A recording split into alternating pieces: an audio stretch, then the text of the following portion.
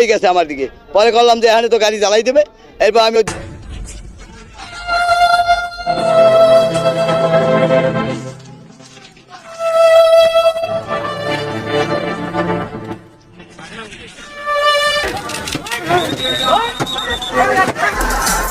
শান্তর আচরণে ক্ষিপ্ত বাংলার দর্শক, তাই তো এয়ারপোর্টে নামা মাত্রই মারধর ও গাড়ি ভাঙচুর করে বাংলার ক্রিকেট প্রেমী। সেমিফাইনালে জিতে বিশ্বকাপ নিতে চেয়েছিল বাংলার ক্রিকেট দল, যেটা কিনা গত 10 বছরেও মিলেনি। সেই সব সেমিফাইনালে যাওয়ার তো দূরের কথা, সুপার 8-এ 117 রান চান্স করতে পারেনি বাংলার টাইগার। তাই তো এবার এয়ারপোর্ট থেকে নেমে তাদেরকে দেখে লাঠি সোঁটা নিয়ে ভাঙচুর করে তাদের গাড়ি। এর জন্য এক ক্ষিপ্ত প্রতিশোধের দোয়া।